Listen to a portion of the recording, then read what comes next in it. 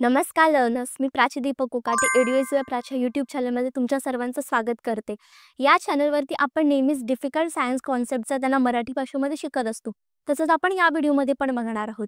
या व्हिडिओमध्ये आपण कव्हर करणार आहोत 10th सायन्स पार्ट 1 मधील second chapter periodic classification of elements. त्याचा आपण थर्ड अँड लास्ट लेक्चर बघणार आहोत आज.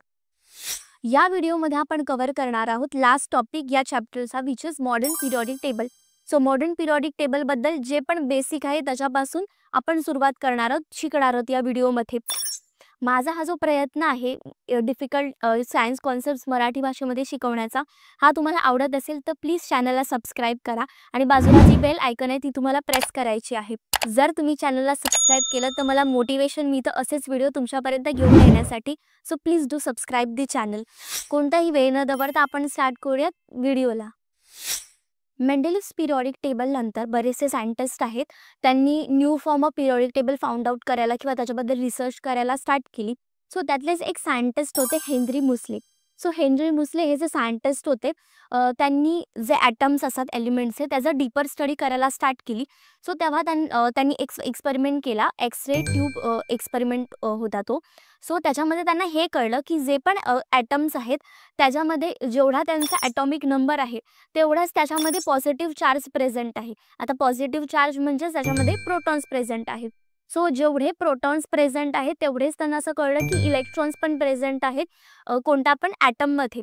सो याच्यावरनं त्यांना कळलं की आधीचे जे सायंटिस्ट होते चूक करत होते ॲटॉमिक मासला फंडामेंटल प्रॉपर्टी देऊन. So that was a big mistake. So त्यांनी काय केलं, जे ॲटॉमिक मासला फंडामेंटल प्रॉपर्टी करत होते आधीचे सायंटिस्ट, त्याच्याऐवजी त्यांनी ॲटॉमिक नंबर आहे त्याला प्रेफरन्स द्यायला स्टार्ट केली.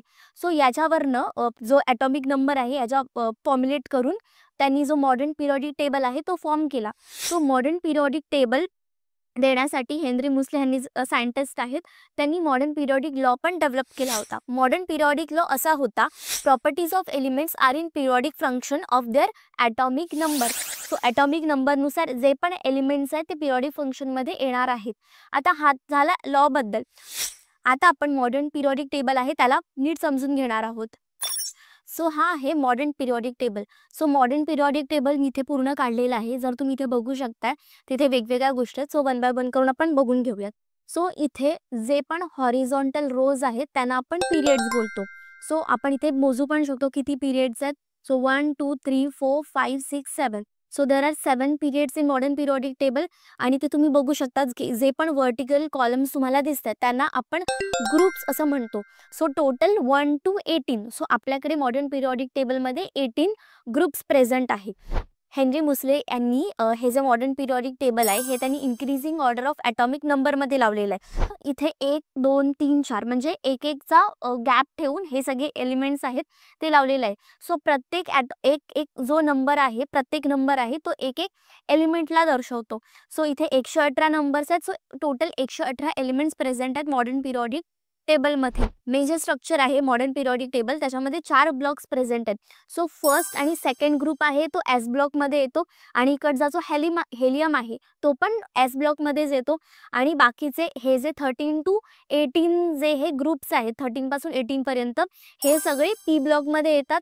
आणि मधला हा जो 3 to 12 म्हणजे हे जे 10 ग्रुप्स आहेत 3 पासून 12 पर्यंत हे डी ब्लॉकमध्ये येतात. आणि या मॉडर्न पिरियडिक टेबलच्या खालती इथे ज्या 2 सिरीज आहेत त्या एफ ब्लॉकमध्ये येतात. सो हे काय आहेत एक्झॅक्टली आपण बघून घेऊयात. सो जो फर्स्ट हा जो ग्रुप आहे, ठीक आहे, सो फर्स्ट ग्रुपमध्ये तुम्ही इथे बघू शकता सगळे मेटल्सच प्रेझेंट आहेत. सो एस ब्लॉकमध्ये सगळे जे एलिमेंट्स प्रेझेंट आहेत ते मेटल्स प्रेझेंट आहेत. सो डी ब्लॉकमध्ये जे इथे तुम्हाला दिसत आहेत सगळे एलिमेंट्स त्यांना आपण ट्रान्झिशन मेटल्स असं पण म्हणतो. आणि जे एफ ब्लॉकमध्ये खालती हे जे 2 सिरीज आहेत त्यांना आपण इनर ट्रान्झिशन मेटल्स असं पण म्हणतो. आणि इथे पी ब्लॉकमध्ये तुम्हाला बघायला दिसतात वेगवेगळे kinds of metals, non metals आणि मेटलॉइड्स पण प्रेझेंट आहेत. सो इथे जी ही झिगझॅग लाईन प्रेझेंट आहे त्याच्या लेफ्ट साईडला जे पण एलिमेंट्स प्रेझेंट आहेत ते मेटल्स आहेत आणि त्याच्या राईट साईडला जे पण एलिमेंट्स प्रेझेंट आहेत ते नॉन मेटल्स आहेत.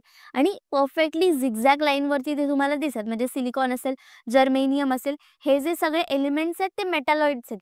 त्यांचे जे प्रॉपर्टीज आहेत ते मेटल्स आणि नॉन मेटल्स या दोघांच्या कॉम्बिनेशनने बनते. सो तुम्हाला कळलं हे पूर्ण मॉडर्न पिरियडिक टेबल कसा बनला इथे. सो इथे तुम्ही बघू शकता 56 नंतरचे हे जे 14 एलिमेंट्स आहेत 57 पासून ॲटॉमिक नंबर 70 पर्यंत त्यांना आपण लॅन्थेनाइड सिरीज असं म्हणतो आणि जे 14 एलिमेंट्स आहेत ॲक्टिनम नंतरचे त्यांना आपण ॲक्टिनाइड सिरीज असं पण म्हणतो. सो इथे तुम्हाला कळलं असेल एस ब्लॉक आहे, डी ब्लॉक आहे इथे आणि त्याच्यानंतर इथे पी ब्लॉक आहे आणि खालती एफ ब्लॉक प्रेझेंट आहे. सो हे आहे normal structure of modern periodic table. आता आपण मॉडर्न पिरियॉडिक टेबल आणि इलेक्ट्रॉनिक कॉन्फिगरेशनमधलं जे रिलेशन आहे ते आपण बघणार आहोत. सो सर्वात फर्स्ट आपण ग्रुप्समध्ये बघणार आहोत, त्याच्यानंतर आपण पिरियड वाईज जाणार आहोत. सो इथे आपण नीट बघू शकता की 7 आपल्याकडे पिरियड्स आहेत आणि 18 ग्रुप्स आहेत. आता हे पटापट काढायला पाहिजे म्हणून हे शॉर्टकटमध्ये मी काढलंय. सो फर्स्ट आणि सेकंड ग्रुप आहे तो एस ब्लॉकमध्ये येतोय. सो आपण फर्स्ट ग्रुपमध्येच चालू करूया. सो इकडे आपण ग्रुप वाईज जर बघतोय so hydrogen, lithium, sodium, potassium, rubidium, caesium आणि फ्रान्शियम हे जे 7 एलिमेंट्स आहेत ते ग्रुप 1 मध्ये प्रेझेंट आहेत. सो आता आपण हे जे 7 एलिमेंट्स आहेत त्याचं आपण आता इलेक्ट्रॉनिक कॉन्फिगरेशन काढणार आहोत. सो हायड्रोजन आहे त्याचा ॲटॉमिक नंबर 1 आहे, सो त्याचा इलेक्ट्रॉनिक कॉन्फिगरेशन पण 1 होणार. देन लिथियम आहे त्याचा होणार आहे 2,1. त्याच्यानंतर सोडियमचा 11 आहे, सो 2,8,1. तसंच आपण पोटॅशियमचं बघणार आहोत 19 विच इज 2,8,8,1. सो इथे जर आपण बघत असू तर एक शेल आहे ती ॲड होत चालली आहे. सो इथे फर्स्ट पिरियड आहे तर एकच शेल प्रेझेंट आहे. देन सेकंड पिरियड आहे तर इथे 2 शेल्स प्रेझेंट आहेत. थर्ड पिरियडमध्ये 3 शेल्स प्रेझेंट आहेत. चौथ्या पिरियडमध्ये 4 शेल्स प्रेझेंट आहेत. सो असं पण आपण बघू शकतो 5, 6, 7.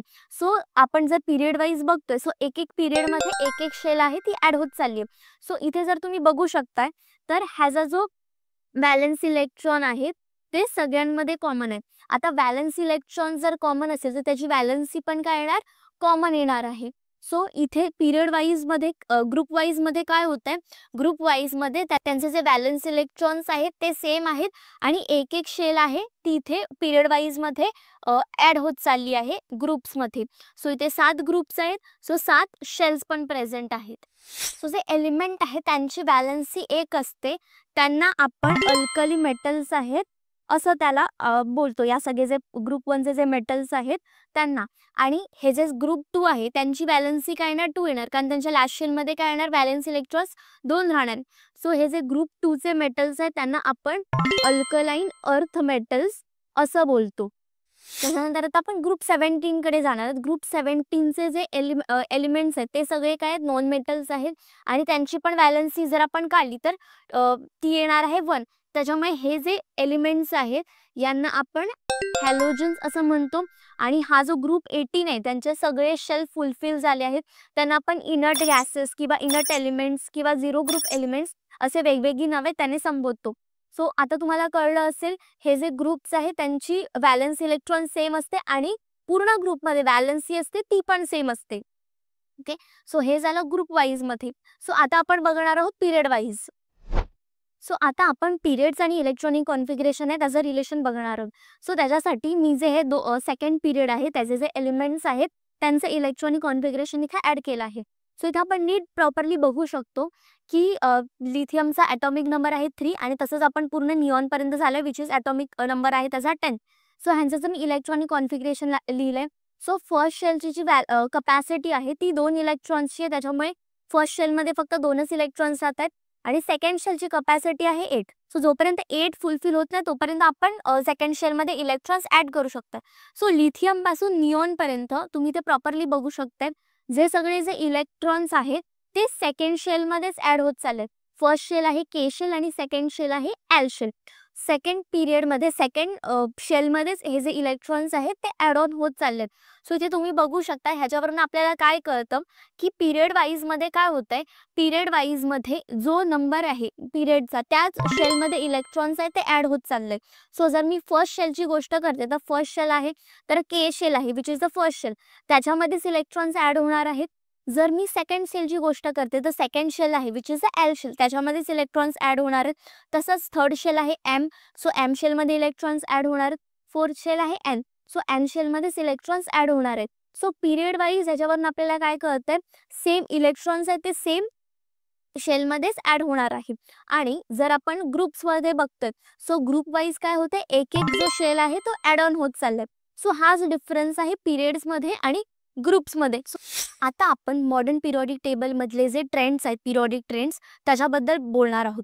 सो 3 ट्रेंड्स आहेत मॉडर्न पिरियॉडिक टेबलमध्ये. सो सर्वात फर्स्ट आहे व्हॅलन्सी, सेकंड आहे ॲटॉमिक साईज आणि थर्ड आहे metallic non metallic character. So 1 by 1 करून आपण प्रत्येकाबद्दल बोलणार आहोत. सो सर्वात फर्स्ट आपण स्टार्ट करणार व्हॅलन्सीबद्दल. आता व्हॅलन्सीबद्दल आपण जे पण बेसिक इन्फॉर्मेशन आहे ती फर्स्ट इंट्रोडक्टरी लेक्चरमध्येच बघितलं होतं. सो व्हॅलन्सी काय आहे, जे पण इलेक्ट्रॉन्स आहेत गिव्ह अँड टेक होतात किंवा शेअर होतात 2 ॲटम्समध्ये, 2 एलिमेंट्समध्ये, त्यांनाच आपण व्हॅलन्सी असं म्हणतो. सो सर्वात फर्स्ट आपण पिरियड वाईज आणि ग्रुप वाईज या दोघांबद्दल पण बोलणार आहोत. सो इथे आपण क्लिअरली बघू शकतोय की जर आपण डाऊन द ग्रुप जात असू तर एक एक शेल ॲड होते आणि त्यांचं जे पण व्हॅलन्स इलेक्ट्रॉन्स आहेत ते सेम आहेत. आता व्हॅलन्स इलेक्ट्रॉन्स सेम आहेत म्हणजे यांची व्हॅलन्सी पण काय असणार आहे, सेम आहे. सो डाऊन द ग्रुप जेव्हा आपण मॉडर्न पिरियॉडिक टेबलमध्ये जाऊ सो तेव्हा काय होणार आहे, व्हॅलन्सी असणार आहे ती सेम असणार आहे. इथे मी सेकंड पिरियडचे जे एलिमेंट्स आहेत ते घेतले आहेत लिथियम पासून निऑन पर्यंत. सो इथे आपण क्लिअरली बघू शकतो त्याचं इलेक्ट्रॉनिक कॉन्फिगरेशनमध्ये जे पण इलेक्ट्रॉन्स प्रेझेंट आहेत ते सेकंड शेलमध्ये ॲड होतात, पण इलेक्ट्रॉन्स ॲड होतात ते नंबर वेगळे. सो फर्स्ट लिथियममध्ये 1 इलेक्ट्रॉन ॲड झालेला आहे, त्याच्यानंतर कार्बनमध्ये 4 होतात, निऑनमध्ये 8 होतात. सो इथे आपण क्लिअरली बघू शकतोय की जर व्हॅलन्स इलेक्ट्रॉन्स जर डिफरंट असतील पिरियड वाईजमध्ये तर त्यांची व्हॅलन्सी पण काय येणार, डिफरंट येणार. आता लिथियमची जे पण आता 1 ते 4 आपल्याला सगळ्यांनाच माहिती आहे, जे पण व्हॅलन्स इलेक्ट्रॉन प्रेझेंट असतात तीच त्याची व्हॅलन्सी असते. सो लिथियमची व्हॅलन्सी 1 आहे, बेरिलियमची 2, बोरॉनची 3 आणि कार्बनची 4 आहे. सो 5च्या पुढे जे व्हॅलन्स इलेक्ट्रॉन्स आहे त्याला आपण काय करतो, 8 मधनं मायनस करतो. सो जर नायट्रोजनची व्हॅलन्सी काढताना आपण काय करणार, 8 - 5 which is 3.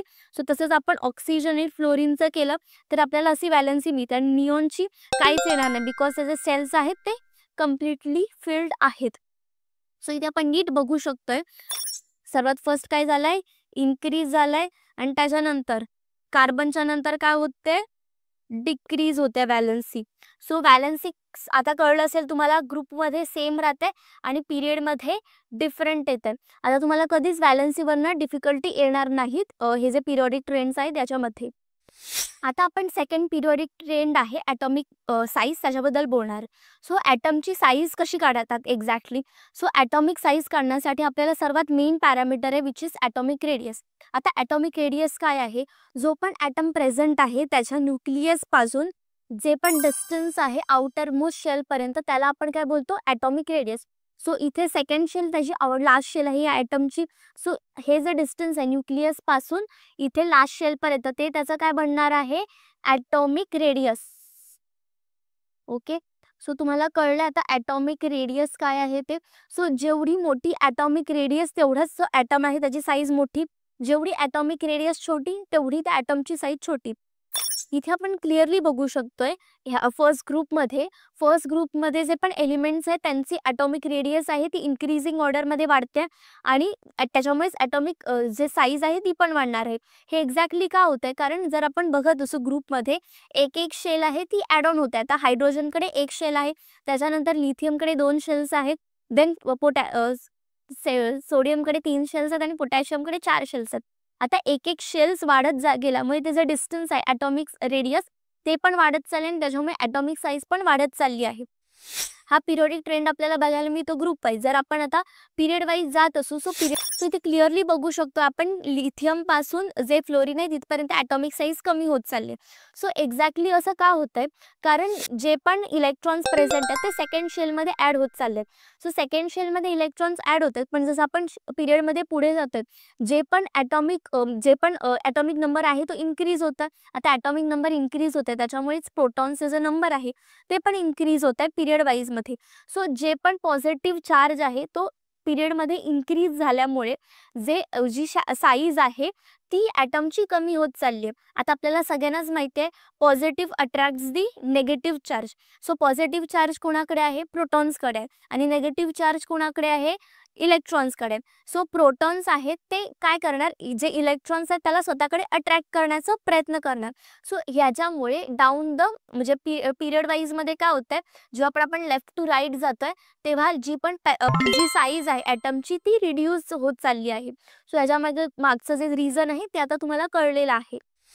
Down the group जी ॲटॉमिक साईज आहे ती इन्क्रीज होणार आहे आणि लेफ्ट टू राईट जेव्हा पण आपण पिरियड वाईज जाणार आहोत तेव्हा ॲटॉमिक साईज काय होणार आहे, डिक्रीज होणार आहे. सो आता तुम्हाला कळलं असेल ॲटॉमिक साईजमधला जो पिरियॉडिक ट्रेंड आहे तो. आता आपण लास्ट पिरियॉडिक ट्रेंड बघणार आहोत या चॅप्टरचा.